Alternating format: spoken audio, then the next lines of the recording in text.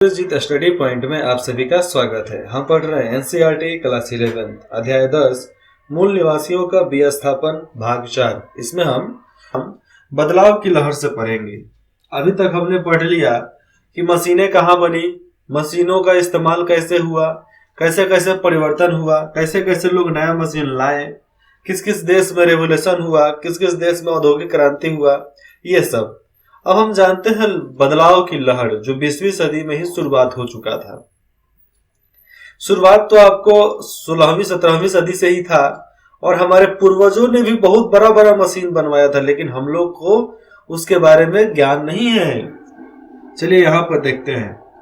1920 के दशक तक संयुक्त राज्य अमेरिका और कनाडा के मूल निवासियों के लिए कुछ भी बेहतर होना शुरू नहीं हुआ था। चाहे कनाडा के मूल निवासी हो, चाहे अमेरिका के मूल निवासी हो, उनके लिए अच्छा कुछ हो उसका तो शुरुआत नहीं हुआ था।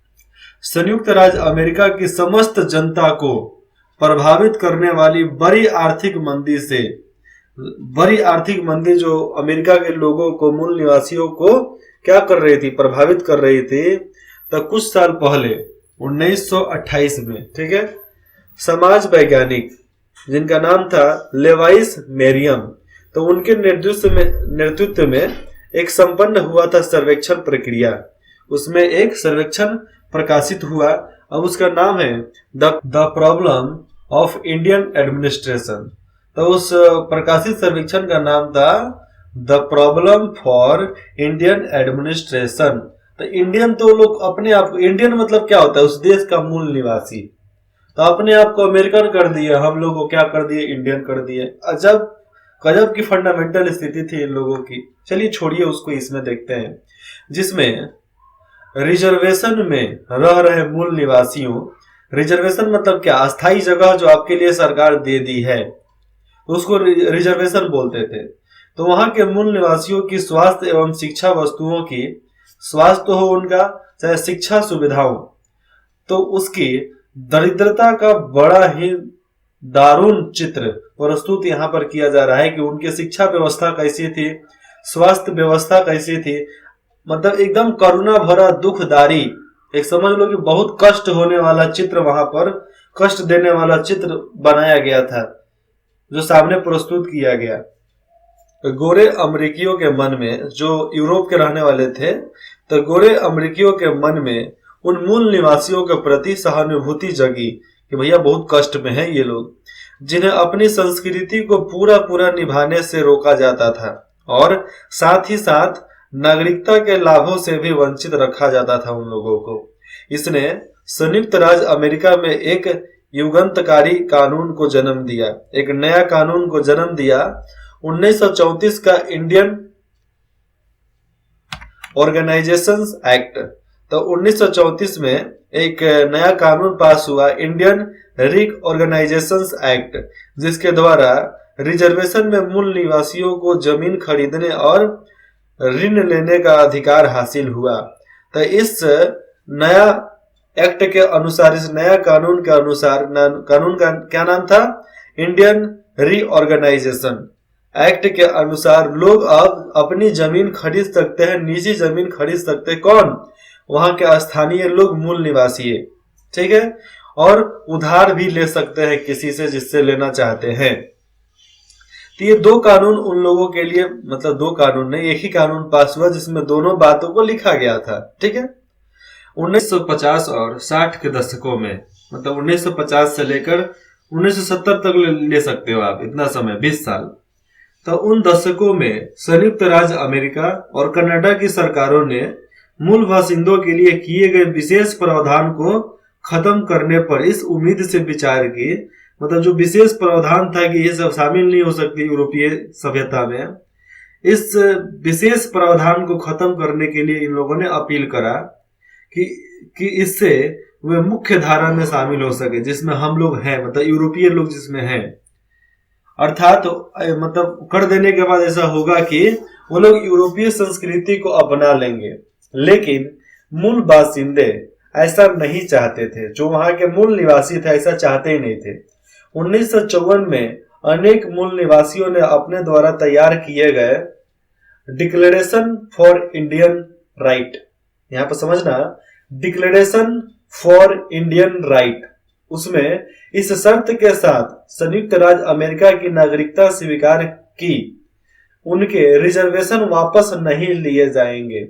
इन लोगों ने जो अपना यहाँ पर डिक्लेरेशन दिया था, डिक्लेरेशन फॉर इंडियन राइट, तो उसमें इन लोगों ने बताया कि जो मेरा रिजर्वेशन वाला जमीन है उसे वापस नहीं लिया जाएगा। ठीक है, उनकी परंपराओं में दखल अंदाजी नहीं की जाएगी। इन लोगों का दो बात था कि हमारे रिजर्वेशन वाले जमीन वापस नहीं लिए जाएंगे, जो भी हमारा संपत्ति है, हमारा नागरिकता जो है वो भी हम स्वीकार करेंगे। ठीक है, और जो उनके परंपरा है, परंपरा में आपकी सरकार दखल अंदाजी नहीं करेगी, तो ही हम राजी हैं, नहीं तो भैया राजी नहीं है। कुछ ऐसी ही चीजें कनाडा में भी हुई थी। तो भैया अब अमेरिका के लोग मानेंगे, बोलेंगे मूल निवासी, तो कनाडा के लोग भी तो मनबे करेंगे ना। तो 1969 में सरकार ने घोषणा की कि वह आदिवासी अधिकारों को मान्यता नहीं देगी, और 1969 सरकार ने खुले मंच से घोषणा कर दी कि आदिवासियों के अधिकार को मान्यता नहीं दिया जाएगा। मूल निवासियों ने सुसंगठित तरीके से, अब सबको इकट्ठा होकर मूल निवासी इसका विरोध करते हुए धरना प्रदर्शन और वाद विवाद की एक पूरी श्रृंखला आयोजित की कि नहीं भैया अब तो हमें चाहबे के लिए छाती पर लात धोक लेंगे, लेकिन लेंगे, तुमको औकात है तो रोक के दिखा दो। तो 1982 में एक संवैधानिक धारा के तहत मूल निवासियों के मौजूदा आदिवासी अधिकारों और समझौता आधारित अधिकारों को स्वीकृति मिलने तक यह सवाल हल नहीं हो पाया था।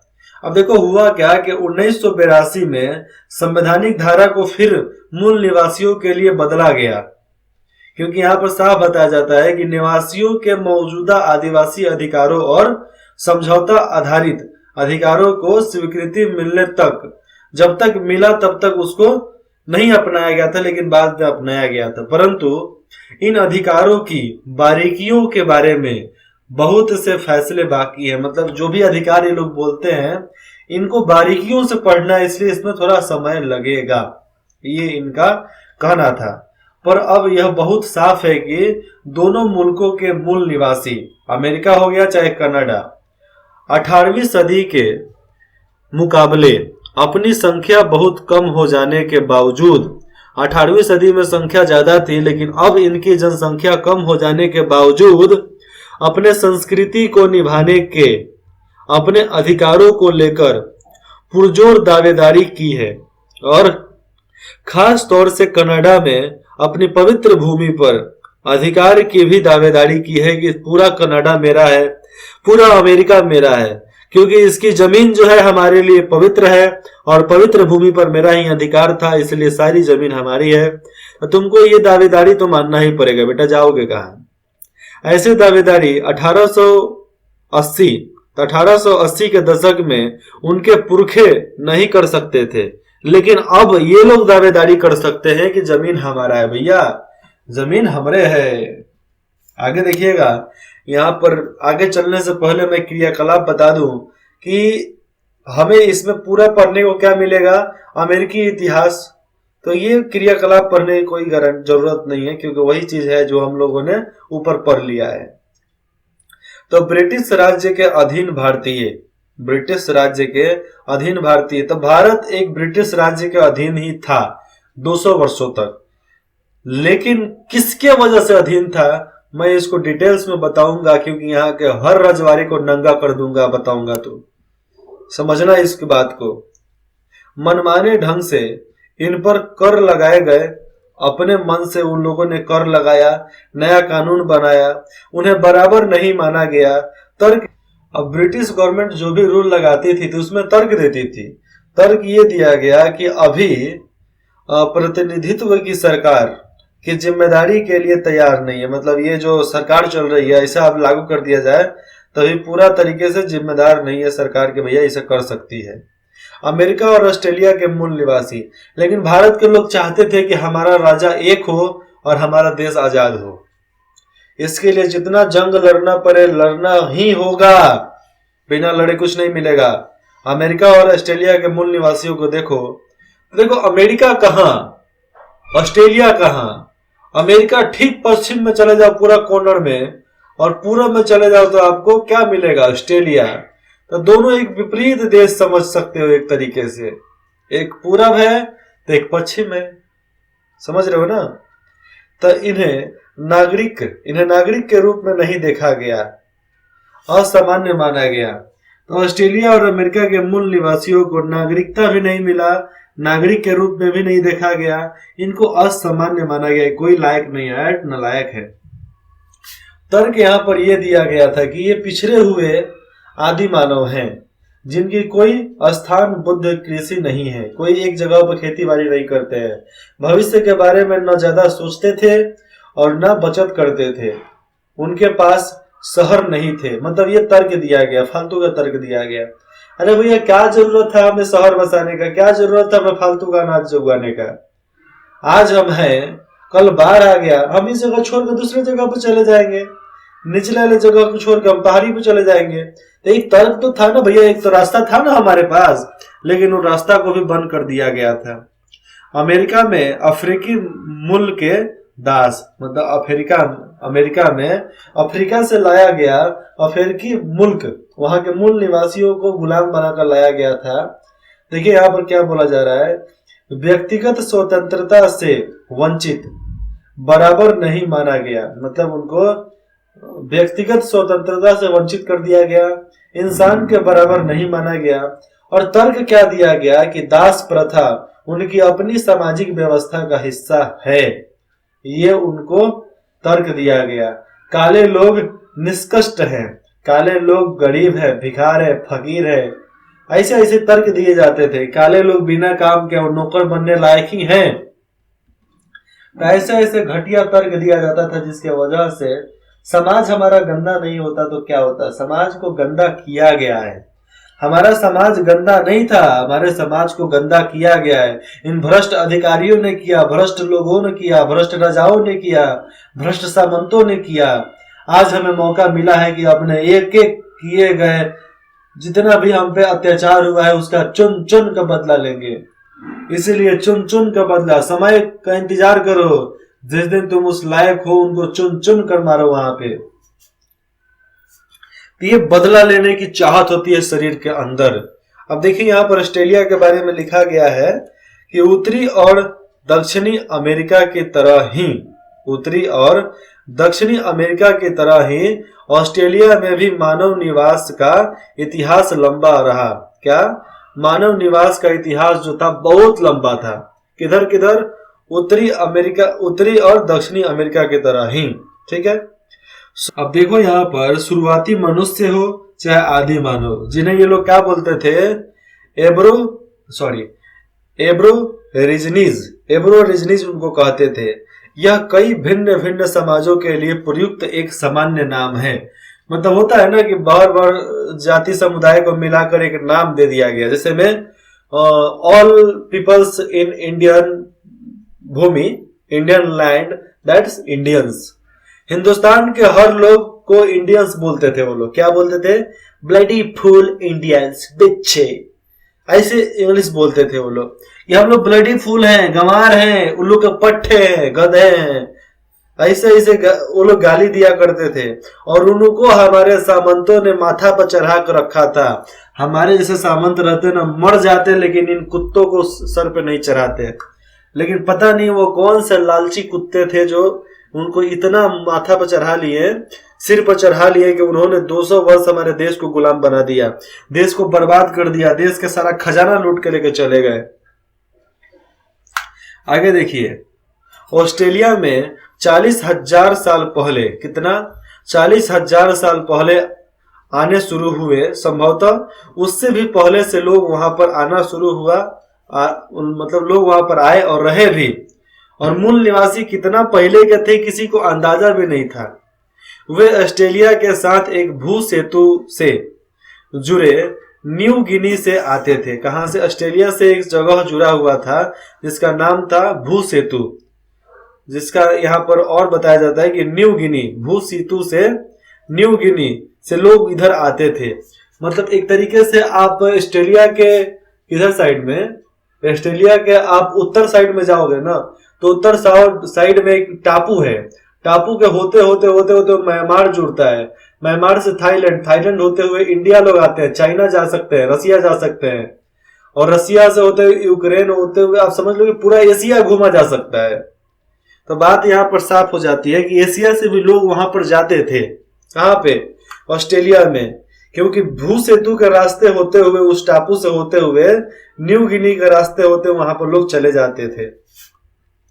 तो ये रास्ता होता था उस समय। अभी हमने मैप खोला है, अपने सामने मैप है मेरे, तो वहां पर दिख रहा है पूरा कि न्यू क्या नाम है, गिनी, न्यू गिनी से ऊपर आपको आता है पोक्वा, पोक्वा से इंडोनेशिया, इंडोनेशिया के ऊपर म्यांमार मिलेगा, म्यांमार के ऊपर जाओगे तो थाईलैंड मिलेगा, थाईलैंड के ऊपर आ जाओगे तो हमारा क्या मिलता है, सॉरी इंडोनेशिया का मलेशिया है, म्यांमार तो हिंदुस्तान के बगल में है, म्यांमार से जस्ट आप पश्चिम की तरफ बढ़ोगे तो हमारे इंडिया में इंटर करोगे, इंडिया से होते हुए आप चाइना जा सकते हो, चाहे आप म्यांमार से इंडिया चाइना जा सकते हो, आप इंडिया होते हुए पाकिस्तान जाओगे, अफगानिस्तान जाओगे, काबुलिस्तान जाओगे, ईरान जाओ, अमेरिका, अमेरिका तो नहीं जा सकते, शिप पर जाना पड़ेगा, लेकिन पूरा एशिया आप जरूर घूम सकते हो।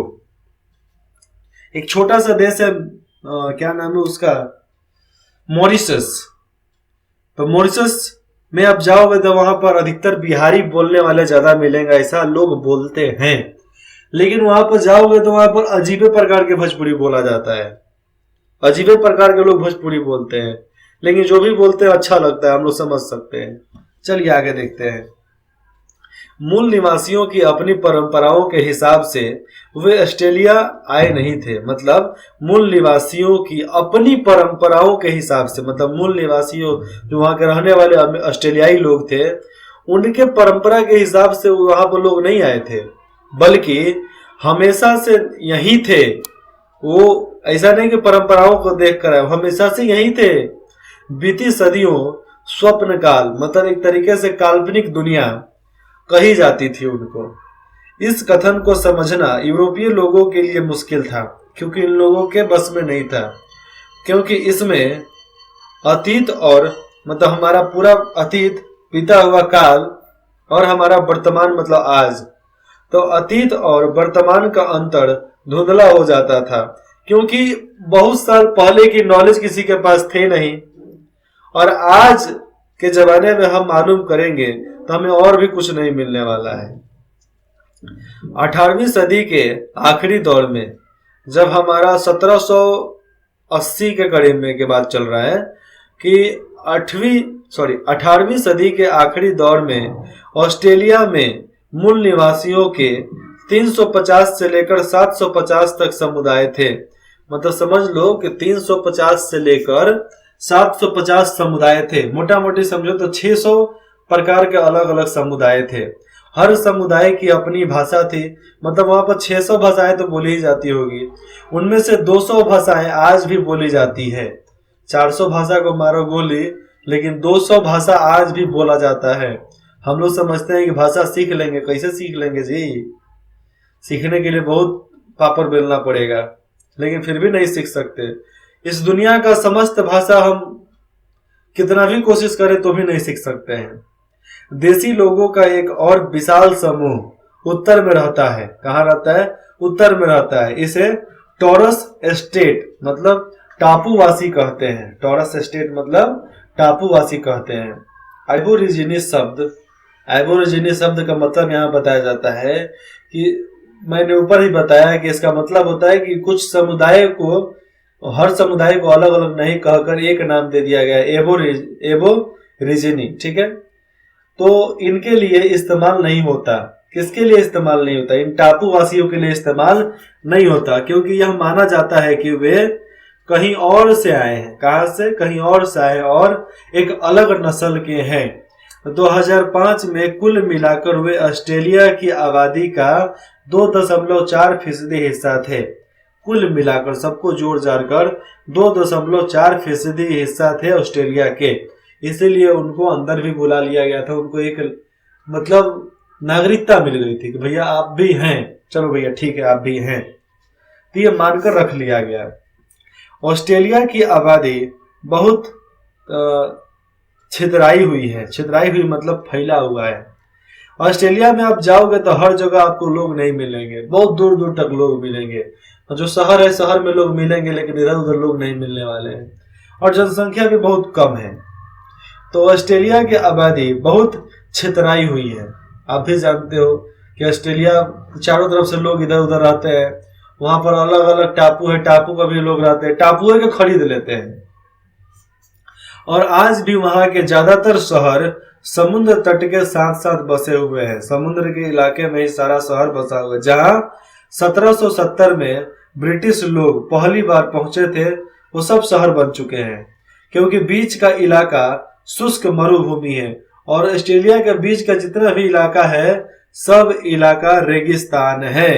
कभी चलो वहां के सहारा रेगिस्तान में आपको छोड़ते हैं, ना पूरब समझ में आएगा, ना पश्चिम समझ में आएगा, ना उत्तर ना दक्षिण, ना कंपास काम करेगा, ना नेटवर्क काम करेगा, वहां पर कुछ काम नहीं करेगा, ना दिमाग काम करेगा। कुछ देर में पानी के तलाश में घूमते घूमते घूमते घूमते आपका बॉडी डिहाइड्रेट हो जाएगा, बेहोश हो जाओगे, गीध आएगा, जानवर आएंगे, सब आपको नोच फाड़ के खा जाएंगे, आप खुश खास एकदम रह जाओगे, मर जाओगे तुरंत। तो बहुत खराब रेगिस्तान है। वहां पर अगर आपको सेफ्टी नहीं दिया जाए ना, तो आप उस रेगिस्तान से वापस नहीं आ सकते, इतना बड़ा रेगिस्तान है। हमारे भारत में भी रेगिस्तान है, राजस्थान में, लेकिन उतना बड़ा रेगिस्तान नहीं है। लेकिन ये वाला है, ऑस्ट्रेलिया वाला है। आप पाकिस्तान में जाओगे तो वहां पर भी आपको रेगिस्तान मिलेंगे। ईरान तो पूरा रेगिस्तानी इलाका हिले है। तो उस रेगिस्तान में भी वो लोग पेट्रोलियम निकालते हैं, क्योंकि वहां पर जमीन के अंदर है भैया, बहुत भरपूर मात्रा में है। यूरोपियों का ऑस्ट्रेलिया पहुंचना। अब यूरोप के लोग ऑस्ट्रेलिया कैसे पहुंचे, कब पहुंचे? 1606 डच यात्रियों ने ऑस्ट्रेलिया को देखा। इनके मन में लालच आ गया, अरे तेरी के इतना बड़ा शहर है रे, इतना बड़ा जमीन। तो 1642 उस समय तस्मान इस टापू पर पहुंचा। बाद में टापू का नाम तस्मानिया रख दिया गया। इसलिए ऑस्ट्रेलिया के बगल में एक टापू है जिसका तस्मानिया नाम भी रखा गया है। 1770 James cook botany, the James cook botany खाड़ी पहुंचता है, जिसका नामकरण हुआ, क्या हुआ? नामकरण हुआ न्यू साउथ वेल्स। आज भी न्यू साउथ वेल्स जमीन मतलब वहां पर देश है। और 1788 में ब्रिटेन के डांडितों की बस्ती, किसके? ब्रिटेन के डांडितों की बस्ती बनाई गई और सिडनी की स्थापना की गई। किसकी? सिडनी की स्थापना कर दी गई थी। और सिडनी में आप जानते हो क्या क्या होता है, बहुत बढ़िया देश है, जाओ घूम कर आओ, कभी मजा आएगा। टिकट भी सस्ता है, आराम से जा सकते हो। ये देख सकते हो हिंद महासागर। और जा कहाँ सकते हो भैया, हम लोग मिडिल क्लास के आदमी टिकटें वीजा खरीदने में बर्बाद हो जाएंगे, हम लोग का जल्दी वीजा ही नहीं बनेगा। ये लोग जाते हैं कौन? जो एक आटा का बोरी भी नहीं उठा सकते, वही लोग जाकर घूम कर आते हैं। ये रहा हिंद महासागर, ये रहा प्रशांत महासागर, ये रहा ऑस्ट्रेलिया का पूरा इलाका, ये न्यू साउथ वेल्स, ये पर्थ, डार्विन, सिडनी, कैनबेरा और मेलबोर्न, तस्मानिया मैंने बोला ना। तो ये तस्मानिया को देखकर वहां पर जब तस्मानिया पहुंचा तो वहां पर पूरा तस्मानिया ही नाम रख दिया। ये न्यूजीलैंड है, पूरा टापू से घिरा हुआ है। यहाँ से यहाँ जब जाओगे ना बहुत मजा आएगा, रोमांचक शहर है। जाओ कभी घूम कर आओ, और नहीं घूम सकते तो गूगल मैप पर देख लो, जिस तरह हम देख लेते हैं। आगे देखिए, ऑस्ट्रेलिया में यूरोपीय आबादकारों मतलब यूरोप से आए हुए अमीर लोग, मूल निवासियों और जमीन के बीच आपसी रिश्तों का किस्सा उत्तरी और दक्षिणी अमेरिका के किस्से से कई बिंदुओं पर मिलता जुलता है। कई मामले पर ये लोग मिलते जुलते हैं अमेरिका के मूल निवासियों के वजह से, क्योंकि अमेरिका में भी जिस तरह विवाद हुआ यहाँ पर भी हुआ, अमेरिका में जिस तरह कांड हुए यहाँ पर भी हुआ, मतलब मिलता जुलता। और मिलता जुलता नहीं, हर कोई अपना हक मांगता था, ये लोग भी अपना हक मांगते हैं। हालांकि यहाँ पर देखा जाए तो इसकी शुरुआत 300 साल बाद हुई थी। किसकी शुरुआत? 300 साल बाद, मतलब 300 साल पहले हुई थी। मूल निवासियों के साथ हुए मुकाबले को, चाहे मुलाकात को लेकर कैप्टन कुक और उसके जत्थे के आरंभिक ब्यौरे, जो शुरुआती ब्यौरे हैं मूल निवासियों के दस्तान व्यवहार के बारे में, उत्साहपूर्ण है, मतलब उत्साहपूर्ण तरीके से वो लोग बताते हैं कि वो बहुत उत्साही लोग हैं, उधर के लोग, उनका व्यवहार बहुत उत्साहपूर्ण है। तो पहले मुलाकात में ही समझ लिए थे कि ऐसे ऐसे लोग वहां पर रहने वाले हैं, बहुत मस्त लोग थे। लेकिन जब एक मूल निवासी ने कुर्क की हत्या कर दी, और तरीके कुक जो कैप्टन था उसकी हत्या कर दी, हवाई में, ऑस्ट्रेलिया में नहीं, कहां पे, हवाई में हत्या कर दी, ऑस्ट्रेलिया में नहीं की, तब ब्रिटिशों का रवैया पूरी तरीके से उलट गया। और जैसे जी कुक का हत्या हुआ, ब्रिटिश लोग पूरे तरीके से पलट गए। जैसा कि प्रायः होता आया है कि इस तरह की एक घटना औपनिवेशिक ताकतों द्वारा, जो अंग्रेज लोग थे, उनके ताकतों द्वारा बाद में दूसरों के खिलाफ किए गए हिंसक व्यवहार का औचित्य साबित करने के लिए इस्तेमाल की गई। मतलब जिस तरह कुक की हत्या वहां के मूल बासिंदे कर दिए, इसीलिए ब्रिटिश सरकार के सारे अधिकारी बौखलाए हुए थे।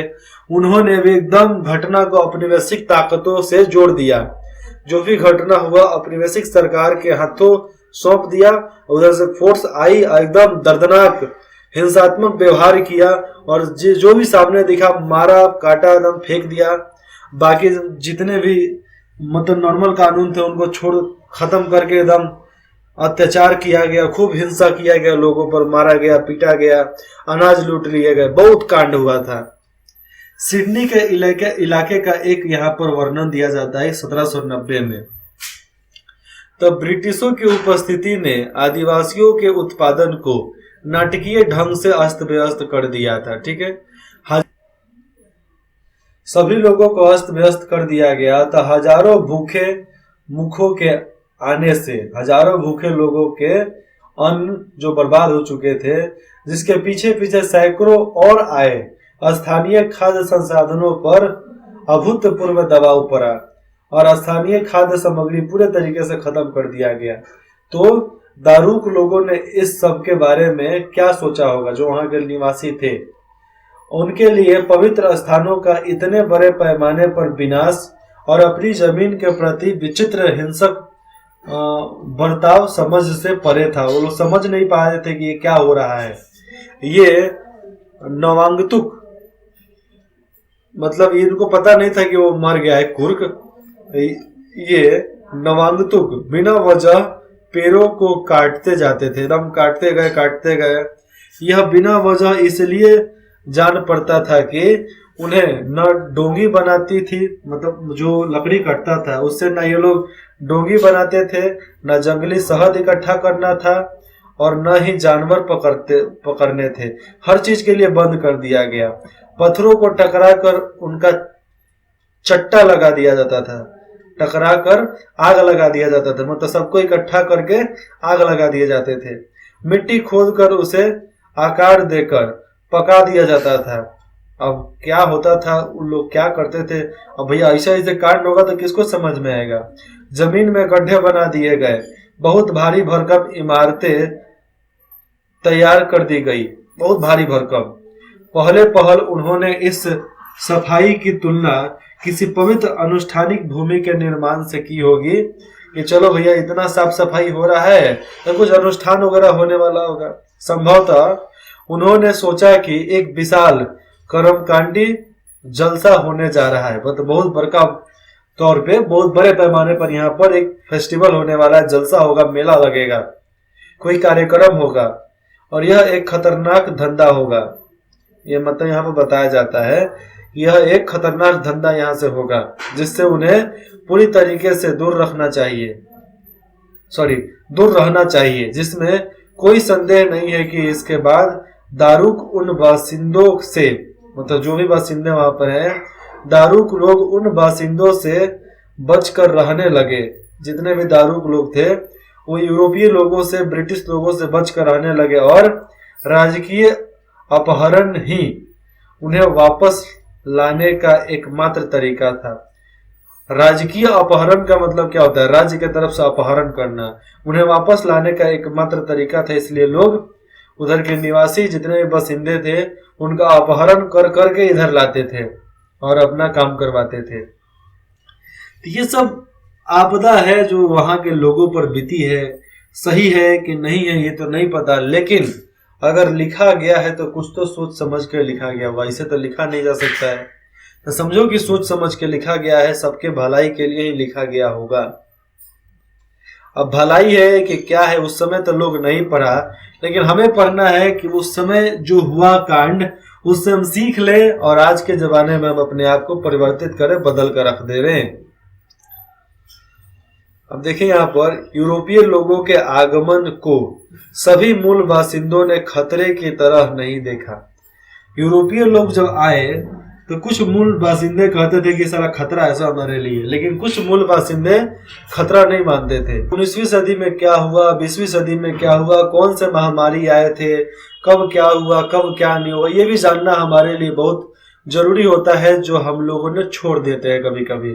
तो कुछ छोड़ना नहीं है, सब चीज को गेन करना है, सब चीज को समझना है। समझने के लिए समय लगता है, समय लगाना पड़ता है, समय देना पड़ता है। ठीक है, इंद्रजीत स्टडी पॉइंट में जुड़ने के लिए आप सभी का बहुत बहुत धन्यवाद। आशा करते हैं आपको जो भी डाउट हो, जो भी संदेह हो, आप कुछ बताना चाहते हैं, बेझिझक हमें कमेंट करके बता सकते हैं। जो भी पूछना है आप कमेंट करके हमें पूछ सकते हैं।